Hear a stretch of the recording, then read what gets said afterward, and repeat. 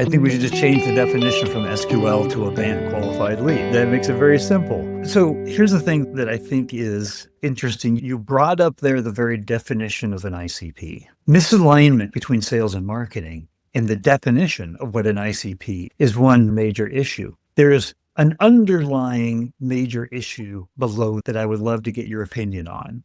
And I've had the good fortune to talk to over 160 different B2B C-suite executives on this podcast. And I run this by them all the time. And so I'd love to get your point of view on it because they don't have your perspective. But my perspective is that we have a very high degree of familiarity with our ICP, but we don't have a high degree of deep understanding of our ICP. And there's many layers that go into that. But we tend to talk to our ICP and learn from our ICP within the bandwidth of what we can do for them. But their challenges and their pain points are out here. Talking to them here is a vendor. Talking to them out here is a partner, a consultant, a peer. And that's the value-added selling. That's the Gartner trusted advisor sales methodology. What's your opinion on this idea of whether we have a deep familiarity, or do we really truly have a deep understanding of our ICP?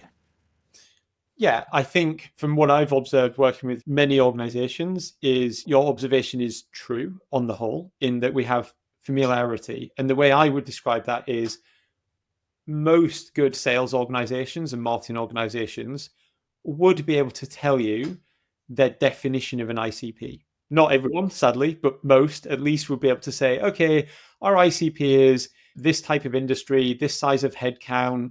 Maybe they can talk a little bit about these are the types of common challenges that they have. They operate in these geographies and so on. So it is a firmographic understanding of their ICP, which is familiar. You can identify them, but do you deeply, truly understand them?